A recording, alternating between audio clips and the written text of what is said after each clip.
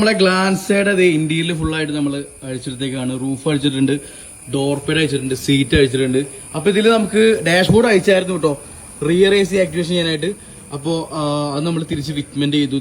ആമർസ് കാര്യങ്ങളൊക്കെ നമ്മുടെ ടോപ്പ് എൻഡിൽ വരുന്ന പോലെ തന്നെ ആക്കിയിട്ടുണ്ട്. റൂഫ് അടിച്ചെടുത്തുള്ളത് നമ്മളെ സീറ്റ് ഓൾട്ടറേഷൻ ചെയ്യുന്നുണ്ട്.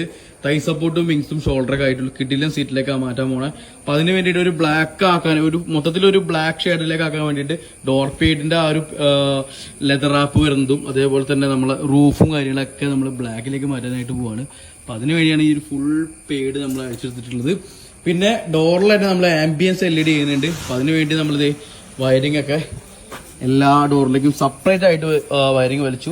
ഇങ്ങനെ ഇതിന്റെ കമ്പനി വയറിംഗ് ആയിട്ട് നമ്മൾ കൊടുക്കണില്ല. അങ്ങനെ കൊടുത്തു കഴിഞ്ഞാൽ ഭയങ്കര എറർ കാര്യങ്ങളൊക്കെ വരും. അപ്പോൾ അതുകൊണ്ട് സെപ്പറേറ്റ് ആണ് കൊടുക്കുന്നത്. അതിനുവേണ്ടി നമ്മൾ ഡോർ പേഡ് കാര്യങ്ങളൊക്കെ അയച്ചു കൊടുത്തു. അതിന്റെ LED കാര്യങ്ങളൊക്കെ ചെയ്തുകൊണ്ടിരിക്കുകയാണ്. ഫ്രണ്ടിലേക്ക് വരുമ്പോൾ നമ്മളൊരു ഫോഗ് ലാമ്പ് ചെയ്തിട്ടുണ്ട്.